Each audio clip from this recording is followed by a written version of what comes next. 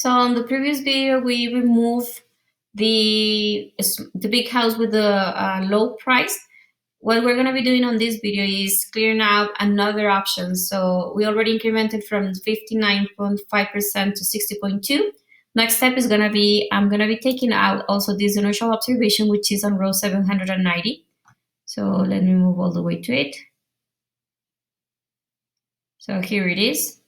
We have a house which is almost 4,000 square feet with $88,000 as a price. So we're going to be deleting it, assuming that this house maybe is not assuming the same conditions as the rest of them. And the other point that we're also going to be removing, let me rerun the data. It should be the one at row 723, which is a house smaller than 1,000 square feet. We saw this on video number 1, selling for $473,000. So maybe it has a very good location, or it's a luxury apartment or flat on a penthouse. So let me move up. Here it is. So again, we delete it.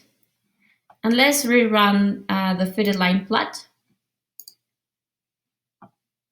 And once we have this observation done, we can already have better. I mean, I'm not so sure about the other ones. They are initial observations, but I'm not so sure. So I'm just removing 3 points. Remember, we started with our process with 1,064 observations.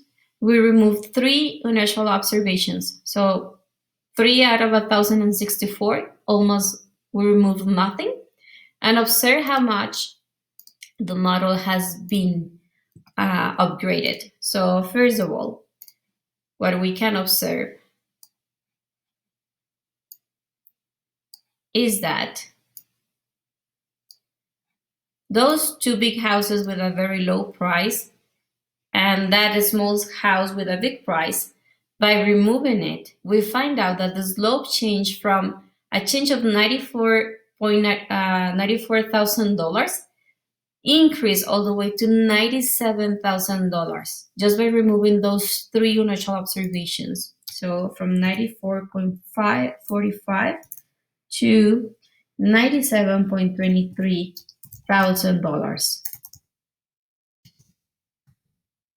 Those are the effects of 3 observations.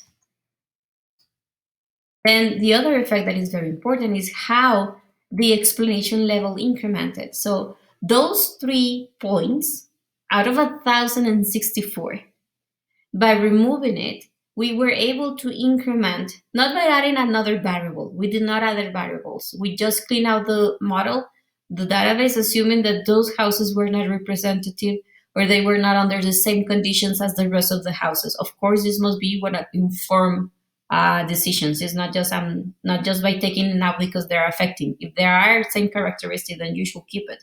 But if you know those houses were not under the same conditions as the rest of them, then you're able or capable of removing it and saying, okay, this is the clean out databases where we have houses that are all of them under the same conditions. And now we can see that as we almost incremented $3,000 for every 1,000 increment in the square feet of the size of the house, we also are observing that we can explain not 59.5%, okay, but we can explain now 63% of the variation of the price with respect to the size of the house.